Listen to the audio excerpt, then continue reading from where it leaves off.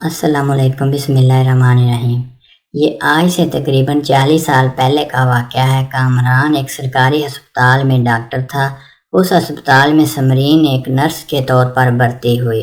سمرین نہایت خوبصورت اور قدآور لڑکی تھی اور کامران کو بچپن سے ہی اس بات کا شوق تھا کہ اس کی بیوی کا قد بڑا ہونا چاہیے۔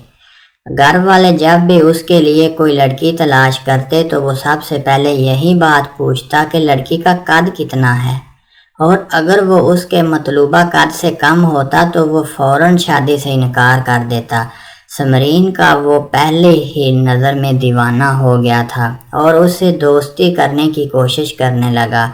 سمرین نے بھی یہی سوچ کر اسے ملنا شروع کر دیا کہ کامران ایک ڈاکٹر ہے اور وہ ایک اچھے خاندان سے تعلق رکھتا ہے، مگر سمرین نے ایک دن اسے کہا کہ ہمارے ہاں عورت کا غیر مرد سے ملنا اچھا نہیں سمجھا جاتا، اس لیے اگر آپ میرے بارے میں سنجیدہ ہیں تو ٹھیک ہے، ورنہ میں آپ سے مزید نہیں مل سکتی۔ کامران نے اسے کہا کہ میں آپ سے شادی کرنا چاہتا ہوں۔ پھر ایک ہفتے کے بعد ان دونوں کی منگنی طے ہو گئی۔ منگنی کے بعد کامران نے اپنی منگیتر کے ساتھ فارغ وقت میں گھومنا پھرنا شروع کر دیا اور اسے سمرین کے ساتھ جسمانی تعلق کی خواہش کا اظہار بھی کر دیا، مگر وہ ضد کرتی رہی کہ یہ سب ٹھیک نہیں ہے اور شادی سے پہلے ایسا ممکن نہیں ہے۔ مگر کامران نے اسے کہا کہ کچھ ماہ بعد تو ہماری شادی ہو رہی ہے اور تم مجھ پر بھروسہ رکھو۔ شادی سے پہلے ان کے درمیان جسمانی تعلق بھی قائم ہو گیا۔ یہ سلسلہ کئی دنوں تک جاری رہا، حتیٰ کہ اس ہسپتال کو ایک لیڈی ڈاکٹر نے جوائن کر لیا جس کا نام ڈاکٹر سارا تھا۔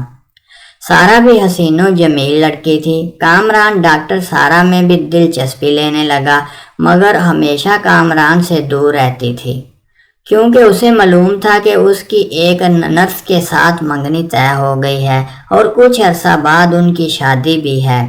گھر والے کامران پر زور دے رہے تھے کہ منگنی کو 1 سال ہو گیا ہے، ہماری خواہش ہے کہ اب تیری شادی ہو جائے، لیکن کامران نے اپنے والدین سے کہا کہ مجھے بہت افسوس ہے کہ میرا انتخاب درست نہیں ہوا۔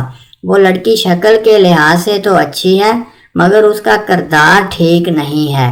جب اس کے والدین کو اس بات کا علم ہوا تو انہوں نے رشتے سے انکار کر دیا۔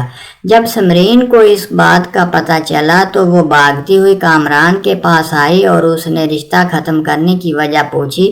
کامران نے کہا، میں ایک ڈاکٹر ہوں جبکہ تم ایک نرس ہو، مجھے اپنے لیول کی لڑکی سے شادی کرنی ہے جو کہ اب مجھے مل چکی ہے۔ سمرین نے رو کر کہا، تو تم نے اتنا جو مجھے اندھیرے میں رکھا اور میرا استعمال کیا، اس کا حساب کون دے گا؟